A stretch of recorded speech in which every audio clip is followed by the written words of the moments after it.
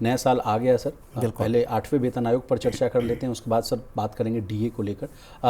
तमाम लोग के बात जो है मन में एक ही सवाल है सर कि बढ़ी हुई जो सैलरी पेंशन क्या 1 जनवरी 2026 से मिलने लगेगी, उस पर आपका क्या कहना है? नहीं, देखिए, उसको तो सरकार ने बड़े संशय में और बड़े कन्फ्यूजन में डाल रखा है कि 1 जनवरी 2026 से ये लागू होगा या नहीं होगा।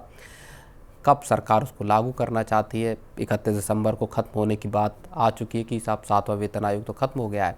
अब 8वां सरकार कब से लागू करेगी, ये तो वाकई में सरकार के डिस्क्रेशन पे जो है डिपेंड करता है। लेकिन मांग सबकी यही है कि 1 जनवरी 2026 से इसको लागू माना जाए, और उसके बाद जब इसको इम्प्लीमेंट किया जाएगा तो आप रेट्रोस्पेक्टिवली आप एरियर के तौर पर इतना पैसा आपने ठीक एक एरियर शब्द का इस्तेमाल कर दिया सर। तो एरियर से जुड़ा हुआ भी एक सवाल है, लोगों के मन में ये भी सवाल है कि जब आप कोविड के समय में 18 महीने का जो है डीए का एरियर आप नहीं दे पाए, तो ये तो लंबा चौड़ा जो है एरियर बन जाएगा, तो अब 18 महीने अभी लगेंगे, उसको इम्प्लीमेंट होते होते तक 2 साल हो जाएगा। तो फिर 2 साल का जो इकट्ठा जो है एरियर मिलेगा या पार्ट बाय पार्ट मिलेगा? नहीं, कोविड के दौरान को देखो थोड़ा अलग तरीके से समझना होगा। कोविड के वक्त में स्थितियां असाधारण थीं, सरकार के खर्चे बहुत थे उस वक्त, क्योंकि एक बड़ी सेक्शन को सोसाइटी के सरकार को उसका वो करना पड़ रहा था। सरकार की कमाई घटी थी, बहुत सारे मॉरेटोरियम, बहुत सारी सरकार को स्कीमें, इलाज का, इन सब का पैसा सरकार को अपनी जेब से लगाना पड़ा था।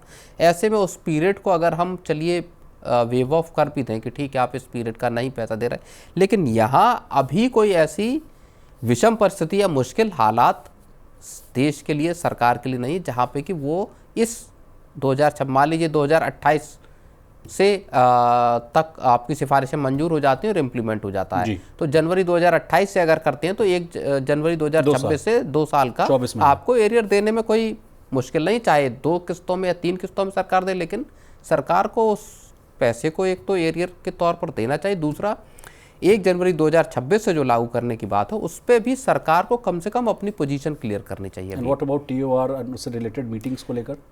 अभी तक तो ऐसा कोई उसमें रिपोर्ट्स इस तरह की आई नहीं कि कोई मीटिंग हुई है, या हो सकता काम चल रहा होगा डेफिनेटली, लेकिन अभी तक कर्मचारियों के साथ और सरकार के आयोग के साथ मतलब कोई बैठक अभी होने की खबर नहीं है। चलिए अब केंद्रीय कर्मचारियों और पेंशन भोगियों की बात कर लेते हैं। कहा जा रहा है सर कि 1 जनवरी से जो है इन लोगों को जो है डीए जो है बढ़ा हुआ मिल सकता है, 2% के आसपास बढ़ोतरी की उम्मीद कही जा रही है। फिलहाल अगर देखा जाए सर तो जो कर्मचारी हैं उनको 58% के आसपास जो है डीए मिलता है।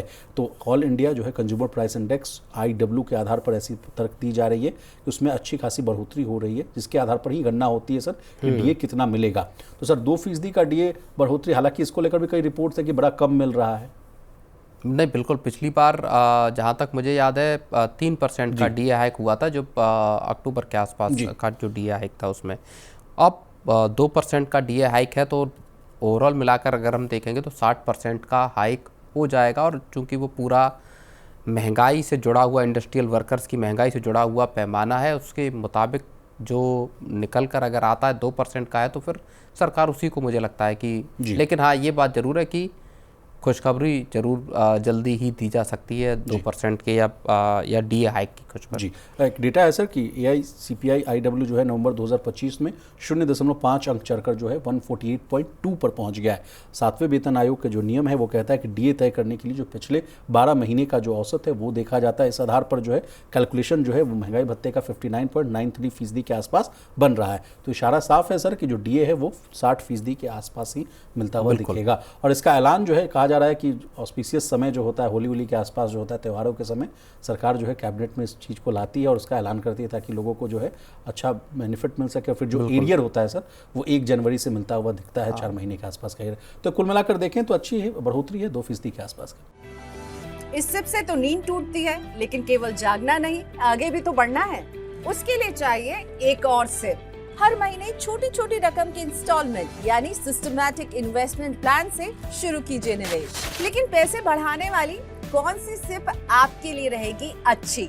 म्यूचुअल फंड सिप से जुड़े हर सवाल का जवाब मेरी सिप मेरा सवाल। सोमवार से शुक्रवार 4 बजे मिलेंगे हम सिर्फ मनी 9 पर।